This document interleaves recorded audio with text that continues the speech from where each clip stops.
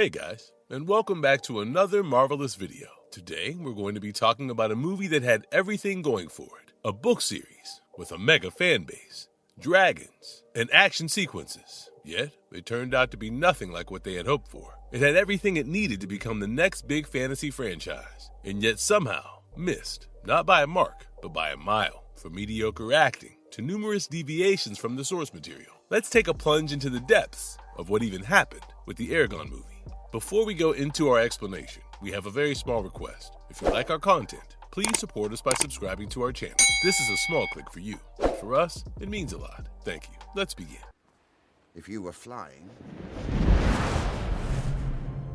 With the craze that had taken over the fantasy fanatics with the popularity boom of Harry Potter and the Lord of the Rings series, Eragon, a fantasy adventure film based on a best-selling book series, became one of the most disappointing releases of 2006. The film, Stephen Fangmeier's directorial debut, an adaptation of Christopher Paolini's novel series of the same name, was released worldwide in 2006 by 20th Century Fox, which purchased the rights to Eragon, the studio, which had high hopes for the movie, anticipating it would give birth to yet another billion-dollar franchise, had plans to release a trilogy based on the book series. They were grossly mistaken when the unexpected happened, and Eragon bombed the box office, receiving an IMDb rating of 5.1 out of 10. Eragon received widespread negative reviews from the fans of the book series and others who criticized the movie based on several factors, which we'll continue discussing further. Rushed production and studio interference. To ride on the coattails of the success of the Harry Potter series and the Lord of the Rings, 20th Century Fox accelerated the production of Eragon and fast-forwarded it, be it to give yet another fantasy blockbuster or simply to stay relevant. The studio pushed a preset date for the release, which put a huge strain on the casting and pre-production processes, giving it a very rushed feel. This led to several compromises, which definitely added to the whole WTF happened to the Eragon movie. The director of the movie, Stephen Fangmeier, who was working as a director for such a large-scale production movie for the first time, his lack of experience and the massive amount of pressure put on him to make the film a success, be it critically or commercially. Of course, the added rush with the production may have acted as rushing darts towards the film's downfall. The studio's mandates also led to substantial changes in the script and considerable characters to be downplayed or straight up eliminated from the screen adaptation. Fans were disappointed to find loved characters like Angela, the herbalist, and Murtagh did not have that big of a role on the screen, with either their personalities being dimmed down or with no backstories mentioned, thereby not letting the characters shine through. The fans couldn't wrap their heads around how the pivotal last sword fight with Eragon and Durza, which was depicted in a very fast-paced, fierce way in the books, was sort of tamed down, and instead replaced with a weird CGI dragon battle, which felt out of place with the whole theme and essence of what Eragon was for the book lovers. And most importantly, the beautiful bond that Saphira, the dragon, and Eragon shared in the book that had many layers to it, and was more of a deeply developed emotional bond that grew on the readers. But in the movie, like everything else with this movie, it felt rushed and plastic.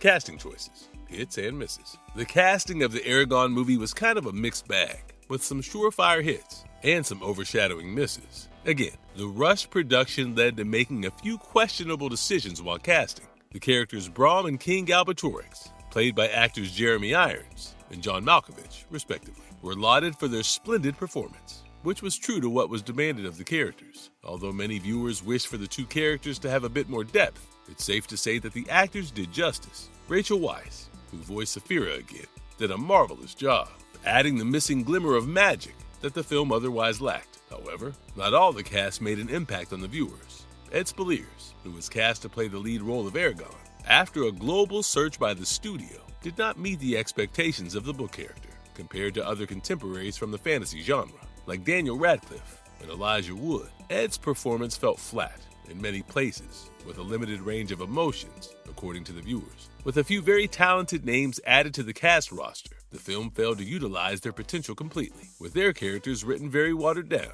with the ability to really be the next big name in the genre. Due to some unfortunate decisions made, Eragon failed to shine.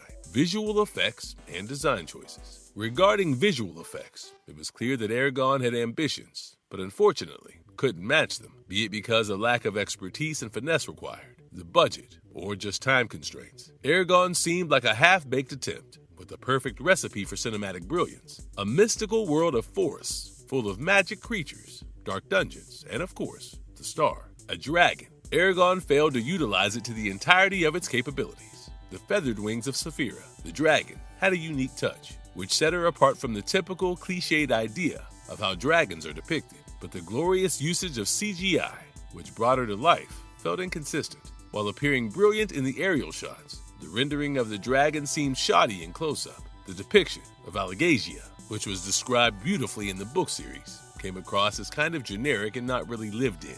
What seemed disappointing to the viewers was that even though the other fantasy films released around the same time, like Harry Potter and the Goblet of Fire and the Chronicles of Narnia, the overall CGI work, the design choices of the set, and the other characters was only subpar and diluted the whole aesthetic. The final battle, which should have been an action-packed climax, rich and vivid visual effects, but unfortunately ended up looking more like a video game cutscene, with an uninspired graphic flair and an overall monotonous feel. Although they weren't badly done, barely there wasn't enough to cut it.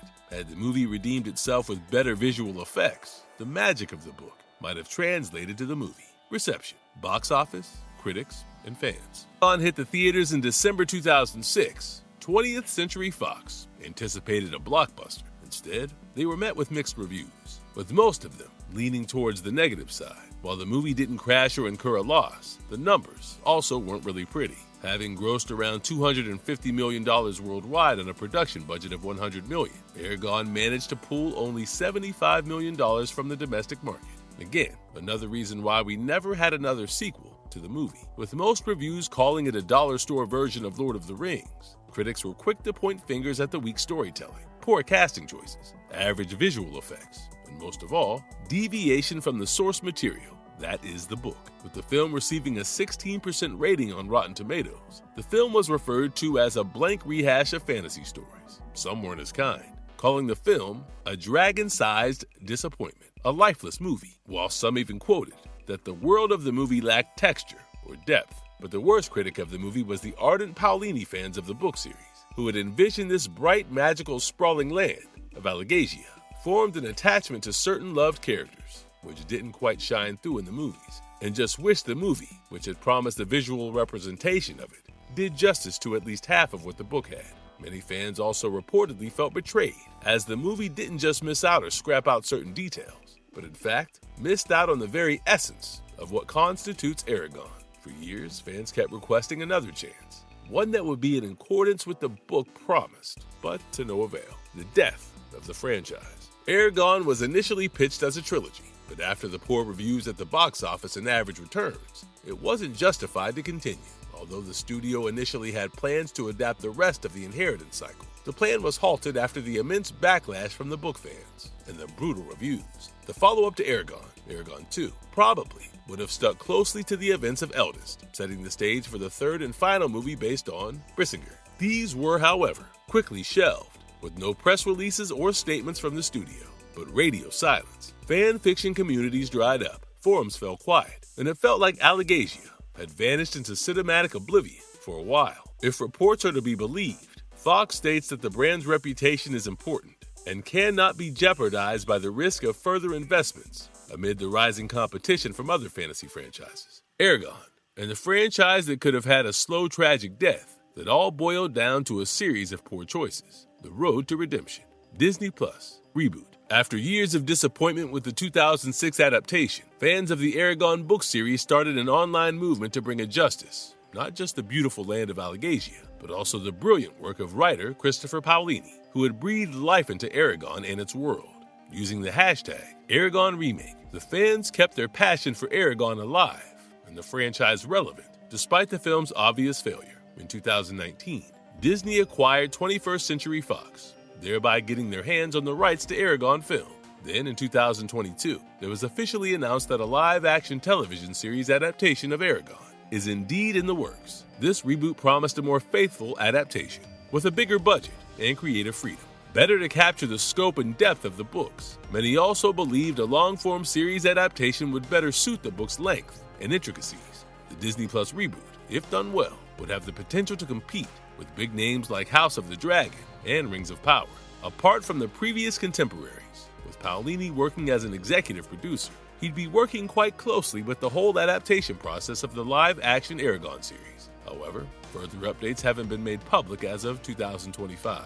Whether it would meet the fans' expectations is yet to be seen, although it is safe to say the bar hasn't been set that high to begin with. Here's hoping the reboot has a brighter, more vivid depiction of Allegasia and its creatures that are brought to life more convincingly. Marvelous verdict. At the end of the day, Eragon wasn't a flop because the story didn't have potential. It stumbled because of bad timing, rushed decisions, and a studio more focused on chasing trends than building something solid. Instead of letting the world of Allegasia breathe and unfold naturally, they crammed it into a formula, hoping it would stick just because other fantasy franchises were killing it at the time. And well, it didn't. But hey, the fact that fans never gave up on it says a lot. That loyalty is why we're even talking about a reboot today. Hopefully, this time around, they actually take the time to get it right and do justice to the world Christopher Paolini created. Anyway, thanks for hanging out with us until the end of the video. What's your take on the Eragon movie?